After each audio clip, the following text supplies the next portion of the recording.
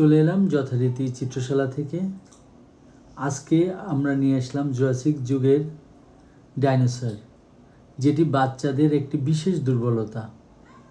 তারা যেন প্রায় এটা আঁকার জন্যে ব্যস্ত থাকে, বা এটা তাদের খুব পরিচিত একটি প্রাণী। তো সেটাই কিভাবে সহজে ড্রয়িং করা যায় এবং সহজে রং করা যায় সেটা নিয়ে আমি আজকে কাজ শুরু করলাম। এটি খুব সাবলীলভাবে সহজভাবে ড্রয়িং করে তারপরে এটাতে রং দেওয়া হচ্ছে। মজার ব্যাপার হলো, আমরা আগে একটু পেন্সিল ড্রয়িং করে নিব সবাই। এটা হলে কি হবে, আমাদের ফুললি যে শেপটা আমি চাচ্ছি সেই শেপটা পেতে সহজ হবে। তো ছোটদের জন্য এটা খুবই গুরুত্বপূর্ণ, কারণ ছোটরা অনেক সময় কি হয়, যদি প্রথমেই সিগনেচার পেন বা অন্য কিছু দিয়ে ফিক্সড কিছু দিয়ে করে ফেলে, তারা এটা পরে আর ম্যানেজ করতে পারে না। আর এই জন্যেই আমি বরাবরই চেষ্টা করি একটু পেন্সিলের দাগ দিয়ে দিতে, যাতে তারা এটাকে অ্যাভয়েড না করে।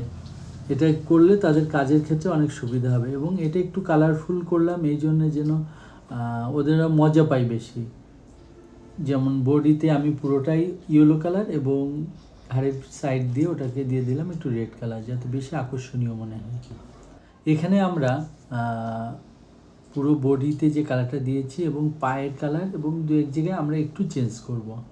এবং এর গায়ে যে খুব উজ্জ্বল কিছু স্পট টাইপের থাকে, স্পট বলতে অনেক ডাইনোসর ভেদে অনেক রকম হয়ে থাকে, আমরা এখানে রেড কালারটা ইউজ করছি, এটা দেখতে অনেক আকর্ষণীয় মনে হবে।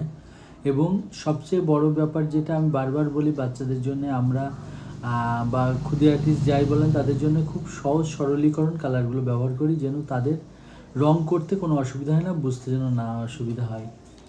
আর এখানে এদের পায়ের কাছে একটুখানি আমরা ইয়েলো কালার দিয়ে একটু ভারী করে দিব, তাহলে দেখতে ভালো লাগবে। যাই হোক, আমাদের সাথে থাকার জন্য, চিত্রশালার সাথে থাকার জন্য আপনাদের সকলকে ধন্যবাদ। আপনাদের গঠনমূলক আলোচনা আমাদের কাজকে আরও বেশি এগিয়ে নিয়ে যাবে।